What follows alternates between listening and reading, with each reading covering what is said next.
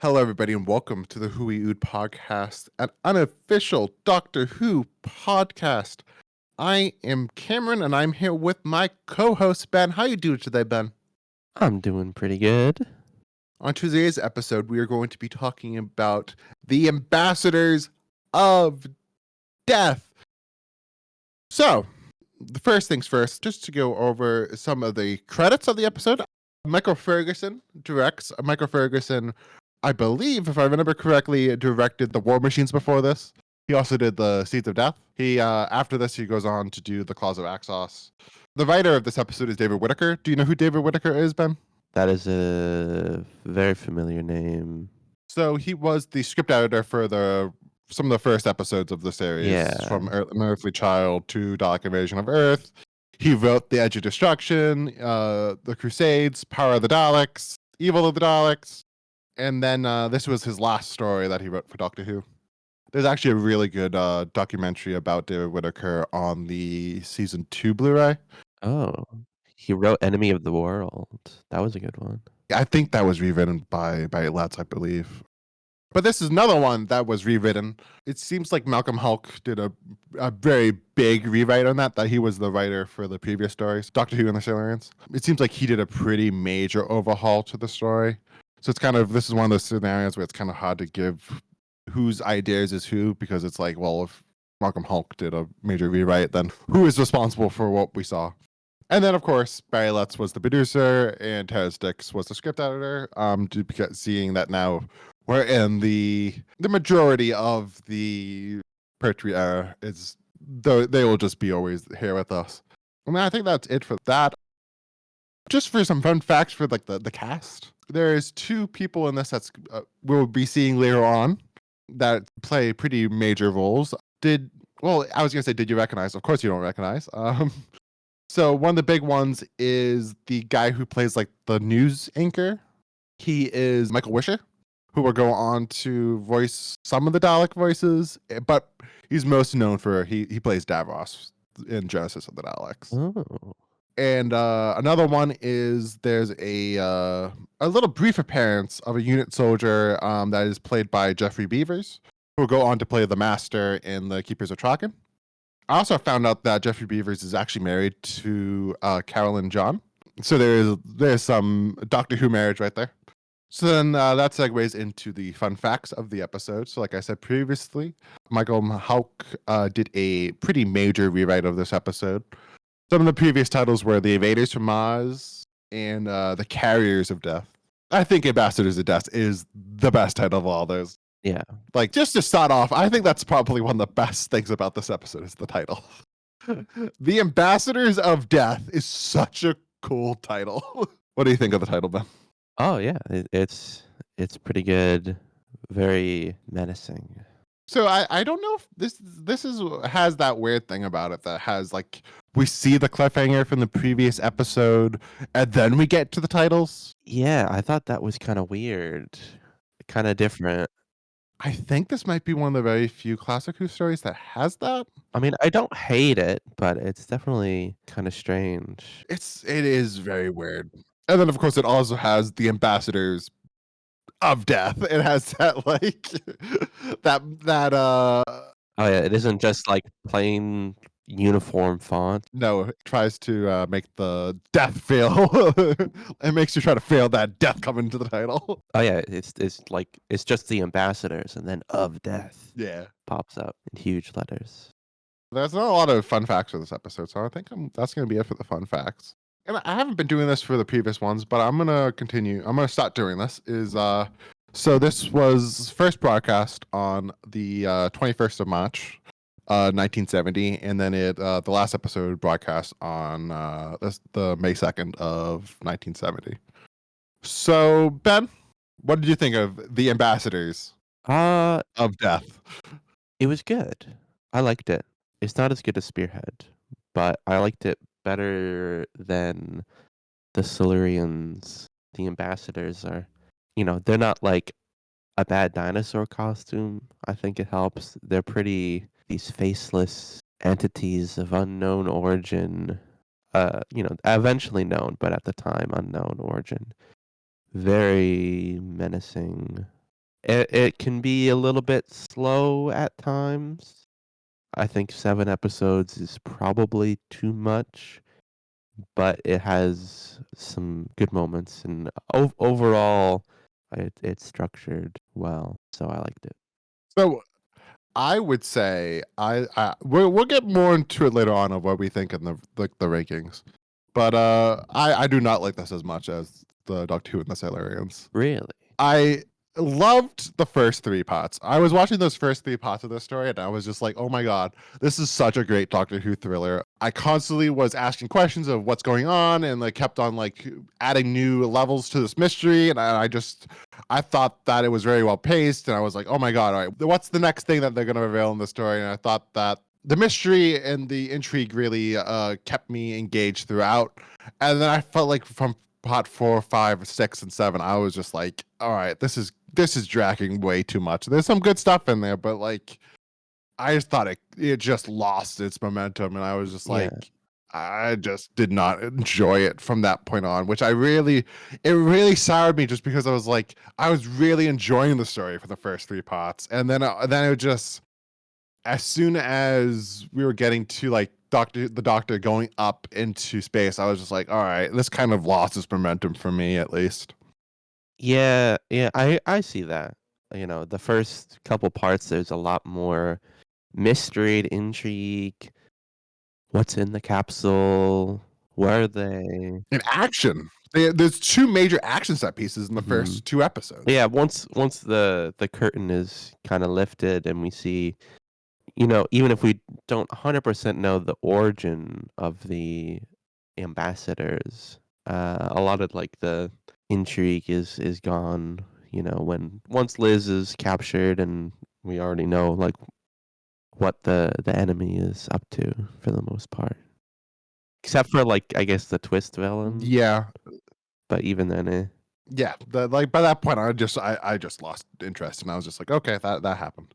But like I said, I really enjoyed the first three parts. I was like, oh my God, this story is so much better than I remembered. Just to go to my history of it, I've seen this episode before. I watched it back when Terrence Dicks died in 2019. He died the day that I moved into college. I remember. Oh. I remember being sad he died. It was like I think it was September 3rd or 4th of 2019. It was like the first day or two of college of just being in this new environment, but also being sad that Terrence Dicks has died. So I'm watching Ambassadors of Death. I don't know why I chose the Ambassadors of Death. In retrospect, I'm like, why did I not pick a Terrence Dicks story that he wrote? But I think I was just like, oh, I'll just watch a Third Doctor story for Terrence Dicks. I would say that like I remember my thoughts was like I remember of course the big fight in episode 1. And I remembered I thought the ambassadors was cool, but I didn't remember the majority of the story. And I can kind of understand why, because once we get to some of the more minutia of the story, it kind of isn't that memorable, and I kind of don't care. I think the greatest strength that the story has going for it is that mystery in the first 3 or 4 episodes of the ambassadors and like what's going on and what is this other group that is trying to get no, at that point it's like the spacemen, the astronauts. But then once we get more rails and once the pacing kind of stops, when we kind of go, all right, the doctor has to go to the spaceship. The story has to kind of come to a stop so the doctor can go up into space. Mhm. And then, like you said, Liz gets captured, which doesn't help at that same exact moment. But like, it's such a shame because the ambassadors are such a great idea of a villain. Like, of this villain that's kind of hostage. It's kind of a Superman thing that they have these superpowers on our Earth, Yeah, they're too powerful for mere humans to stand their touch. which is awesome. And then like the fact that just the bullets can't affect them, and like they're Superman basically. Mhm. And like the astronaut designs are fantastic. I think it's a very memorable and striking imagery of that spacesuit. So, where do you want to go now, Ben? Is there anything in particular you want to talk about? I thought the music was much better than the Silurians' music. Oh yes, I was gonna mention that I love the Dudley Simpson score. That like basically, I would call it the Ambassador's score. That's like the kind of the mysterious, like I don't know how to even describe it in music terms, but like you know what I'm talking about, right? That theme that he gives them when it's kind of That was good. like I loved that bit of music. And I thought that added so much to the mystery of the ambassadors. And I liked the like little jazz kind of number that they play a couple times. Particularly like when Recovery 7, like in the first episode, is connecting to Mars probe and you have that music going, which I wasn't sure if it was diegetic or not, but I guess it isn't. That's a really good piece, which doesn't quite always fit the mood, but it always is a bop. And something that I would say I loved in this story was I wish that I had more of is the idea of that news reporter being like the narrator of the story. I thought for the first part or two that was an interesting premise. But like I feel like they kind of did stop using Michael Wisher as the news reporter. Yeah, he was just kind of there at the beginning and the end. And like I think we should talk about like what did you think of that action sequence in part one? At this point the show never did any action sequence like that. I suppose. No, there's action. Like the one of the last episodes of Web of Fear has a lot of action in it. Of unit soldiers fighting the Yeti. Maybe I shouldn't say like they haven't done it yet, but like it's unusual for Doctor Who to like have that much of all right, we're just gonna have boys just shooting each other. Yeah. It's uncommon, but not never before done, I would say. But what did you think of it, man? It worked pretty well. More action in these last 3 episodes. And like I was like impressed by the part two sequence where it's like, oh my god, they got a helicopter. Like I feel like that's pretty big for the show at this point to be like, we could afford a helicopter attack sequence. Oh, yeah. I mean, they had a helicopter before in the, Enemy of the World, yeah. But like I think that was stock footage if I remember correctly. I read. Oh, really? Or at least the big there's like a big helicopter explosion. It was just like a James Bond stock footage they bought. I did think about that. I'm like, oh yeah, this is pretty. Doctor Who has never done a helicopter before, but I remembered. Oh yeah, Enemy of the World. Yeah, they got a lot more budget. A lot more budget, but I'm happy that we're almost to an end of the Seven Potters because this is. I feel like this was even more so than the Silurians of like this did not need to be seven pots. This could have been a very good like it could have been a good like five, not 5 to like Yeah. maybe even a 6-potter would have been good. It's just that 7 pots is just brutal for pacing. I think we've said it every episode. Hardly any story is worth 7 parts. It needs to have a really grand scale. Next week is the last 7-potter, so we're gonna see. Yeah, Inferno. Looking forward to that. Oh, I like there was quite a bit of comedy, I thought. Mostly revolving around the Doctor, but pretty funny. And the Brigadier, as I said in the last one, I wasn't too much of a fan of him. Basically just saying in the last one, fuck you, I'll do what I want to the Doctor all the time. But with this story, he's grown on me a lot more. I think that the last episode where he gets like arrested, that scene is pretty good. I loved in like pot 6 when somebody just asked the Brigadier, it's like, what do you know about this man? Like, how long have you known him? Like, who is he? Where is he from? And like, he just like he just could not answer like these basic questions about the Doctor. And it kind of acknowledged the absurdity of the Brigadier's relationship with the Doctor, which I thought that was a nice touch to acknowledge the absurdity. Yeah. So I think let's get to the cliffhanger time. Hmm. So this story generally I would say had pretty great cliffhangers. The first cliffhanger is the Tatillane. Am I pronouncing that right? Tatalian. Bruno Tatalian. He holds Liz Shaw in the dock at gunpoint. It's a fine cliffhanger. It's a very generic cliffhanger to be like, oh, the Doctor's held at gunpoint. Hmm. Of course, in the next episode, the Brigadier walks in and Bruno runs away. Part 2, which is already just to spoil it, it's the best cliffhanger in the whole thing. Oh, yeah.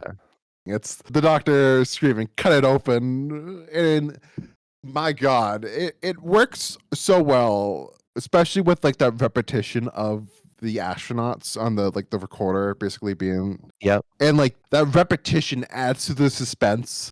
So then finally, when the doctor asks them, I think it's like, I forget what the exact question he asked. It's, "What is the capital of Australia?"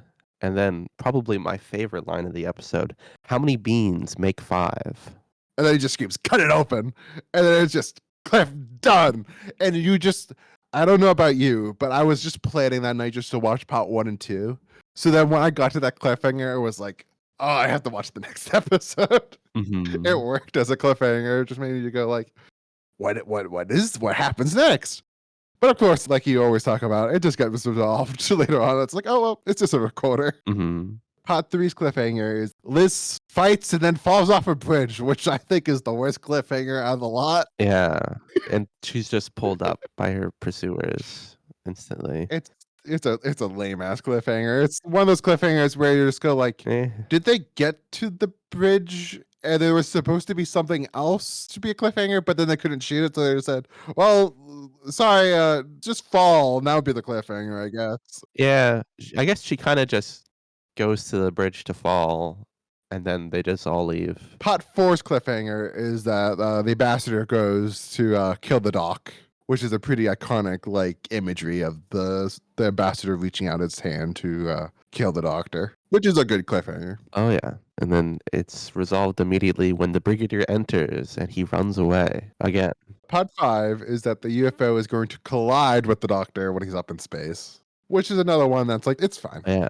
It gets you to watch the next episode next week, I guess. Oh, what did you think of off topic, what did you think of the design of the UFO, the alien spacecraft? So, like, I thought it was fine. I was kind of impressed with, I forget what they call it. I should know, but whatever that former green screen that they use. And when the doctor, they must have had the green screen pretty far back when the doctor like went to the UFO. Oh, yeah, he has a lot of space to walk. Like I was pretty impressed with that shot, just being like, wow, it actually kind of looks like he's going to that opening in the UFO. Mhm. And like, just since we're already off topic to begin with, I did love that sequence of like the trapped astronauts being held captive, and they're just like thinking they're on Earth, and like I think they're watching a football game, if I'm not mistaken. They're playing a video game, Oh, all right. So I got that completely wrong. which I don't know what video game they would be playing in 1970. That's a very good question because like they wouldn't like at home video game consoles, so like, and that was pretty clearly like a TV. I mean, it's on a spaceship, so they can have home video games. Absurd, man. Yeah, like the Magnavox Odyssey was 72. So but they had, like, arcade games, so they knew, like, Space Invaders or whatever. Oh, wait, no, they didn't. Pong was, like, 1972, so they didn't have arcade games yet. But something to address that we haven't addressed really that much yet is this is not 1970. This is the 1980s, Ben. Because unit dating. Are you aware of this? This is not present day. This era of the show takes place in the 1980s. It's set in the near future. Oh. So then that kind of explains why they have spaceships and why they have like a nuclear, whatever that nuclear plant was, and Silurians, and they have their technology is just a little bit more advanced than they would be in the 1970s. So, you know, just to pull that out there. That makes sense. So what did we think of Part Five's cliffhanger? The UFO is going to collide with the Doctor. I mean, it was okay. Yeah, They didn't really visualize it super well. yeah. Just, like, is the last shot, like, the doctor seeing it, like, on the monitor, or do we see, like, the radar at Space Center? I forget. I just remember that it is just like, oh, it's gonna collide. Ah. And, of course, he's totally fine, he's just brought aboard. Yeah. And the last one, part 6, is General Carrington pulls a gun on the doctor after the doctor has been kidnapped. And, of course, Regan enters and stops him. Part 7's ending, a little bit of an anticlimax. Oh, that I have that note written down of, oh my god, what an anticlimactic ending. Like, I thought it was funny when, like, the doctor, like, goes to shake the ambassador's hand, but beyond that, he's just kind of like, oh, see ya. Very anticlimactic. My job here is done, and I'm just gonna walk off screen.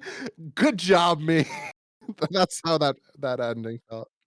I mean, he always ends like as soon as there's no danger. Like he leaves as soon as there's no danger in general. It's just hotter when he doesn't just run off into the TARDIS. It's just like he's just running back. Yeah, he just kind of has to walk away. He can't like leave mysteriously. And then that shot doesn't help. That's just like he's just literally just him walking off the stage. Yeah, and you pan to like the ceiling. You can just imagine like those poor units, just like Jesus. He has to like he never gets to do like the hard work of like, oh god, we have to now go up again. We gotta get the astronauts. We gotta send these ambassadors back up. Like there's still a lot of work to be done, Doctor. Yeah, but Liz got it. What? So now that we're done with the cliffhangers, just before we move on, we both agree that episode 2 is the best cliffhanger, correct? Oh yeah, 100%. So now let's just move on to I would like to discuss, like you just mentioned, Liz Shaw. So I think this kind of cemented the pattern of Liz Shaw kind of is not the greatest companion in the world.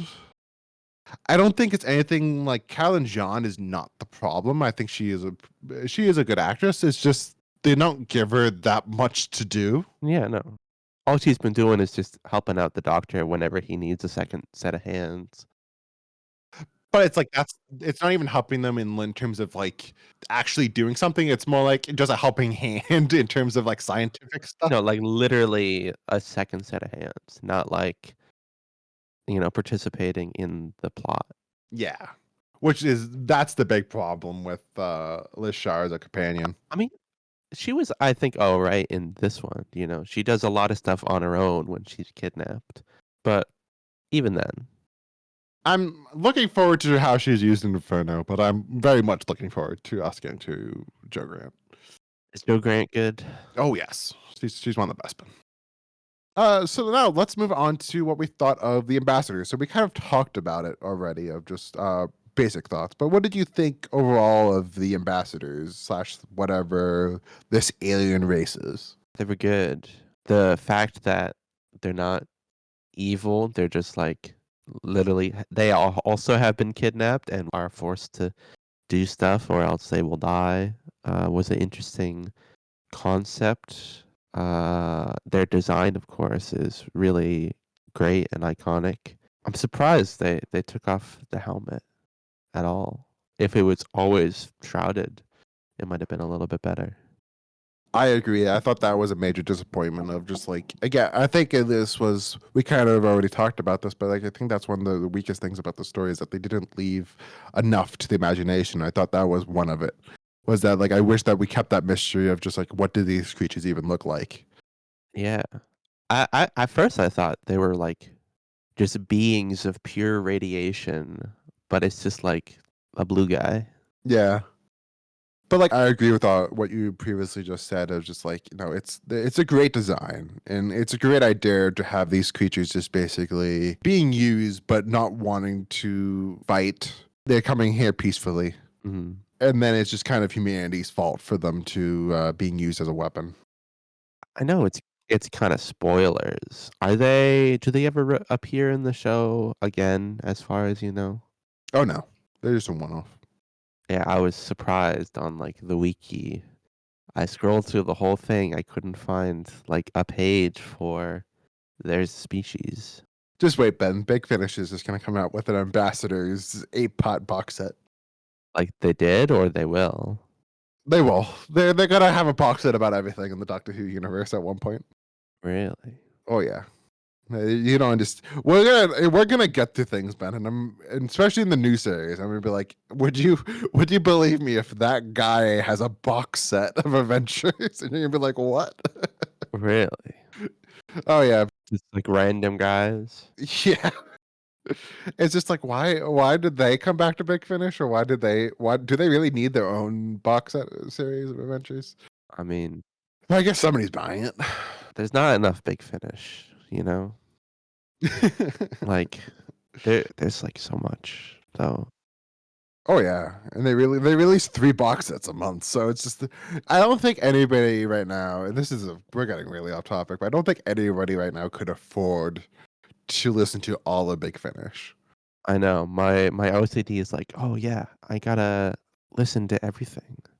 But, like, I found a list of everything in order, and if I were to, like, watch or, I guess, listen to everything up until, like, 2021, because that's when this list stops, it's 1,910 stories. Each story is probably multiple hours. I was trying to do all of Eighth Doctor, and even that to a point, I was like, ugh, it's a lot. Yeah, and it's not like, "Oh, yeah, they're all on iPlayer," or they're all on, like, BBC Radio. It's, it's $20 a pop.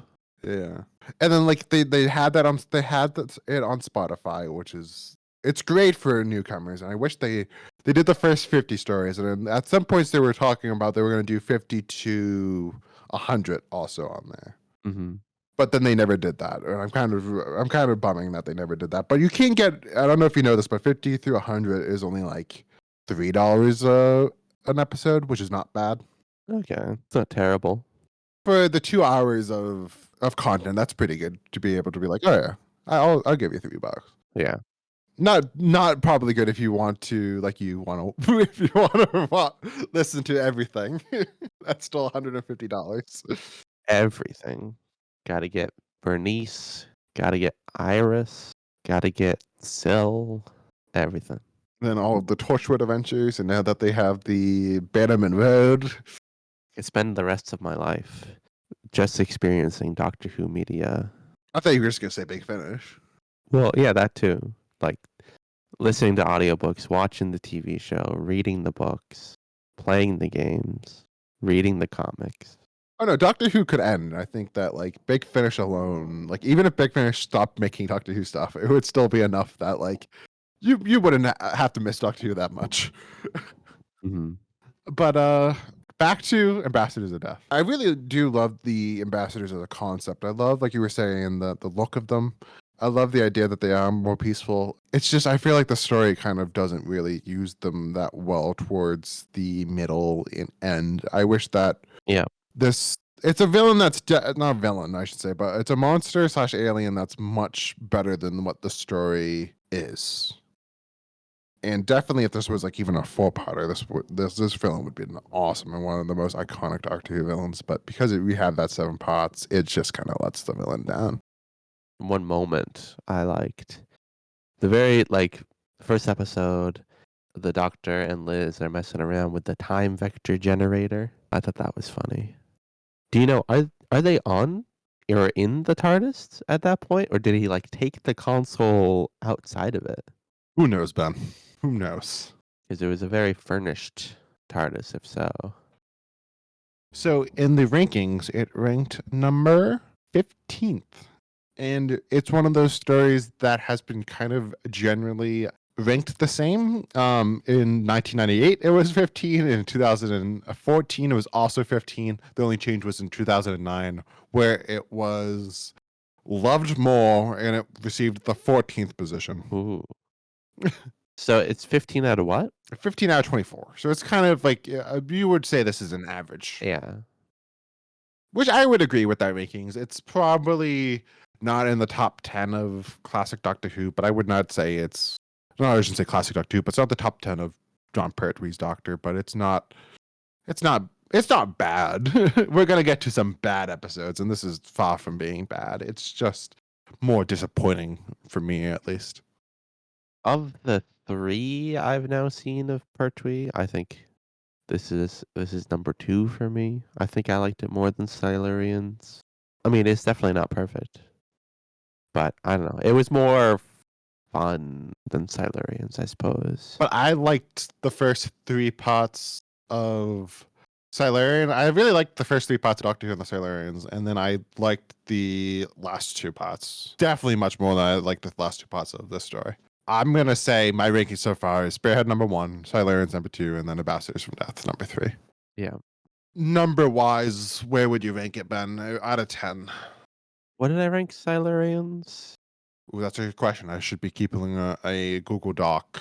Yeah. I'm gonna say you ranked it like I think you ranked it 7 or 6 point. It was either 7 or 6. You said I think you said 6.57. Yeah. Whatever I ranked it before, this is like 0.5 higher. 0.5 higher than whatever the Silurians was. So let's just say 7.5. Would you rank it a 7.5, Ben? Sure. Okay. So I would give it probably a 7. And I believe I gave a 7.5 to Silurians. So we're pretty much similar. We have similar rankings for the two stories. It's just that I think I prefer it a little bit more, and then you prefer the. I prefer Silurians a little bit more, and you prefer the Ambassadors of Death a little bit more. Yeah. Just a little bit. All right, I think that's going to be the end of the episode. Next week, please come back, and we'll be talking about Inferno. Yes. I'm very excited to watch that. I have never seen Inferno. Really? I'm surprised. It's supposed to be like one of the best of classic Who, period. In terms of classic Doctor Who, it's probably in my top 5 of the. Oh my god, I'm such a naughty Doctor Who fan for not seeing it. So I'm excited to finally get to watch it. Yeah. So I hope everybody that's listening to this enjoyed. Please like, comment, subscribe, share, and give us a review if you liked it, or if you didn't like it, just give us a review. Let us know your feedback and criticisms. And please, I hope you enjoyed. So thank you so much for listening, and I hope you have a good rest of your day. Goodbye. Have a good one. May the force be with you.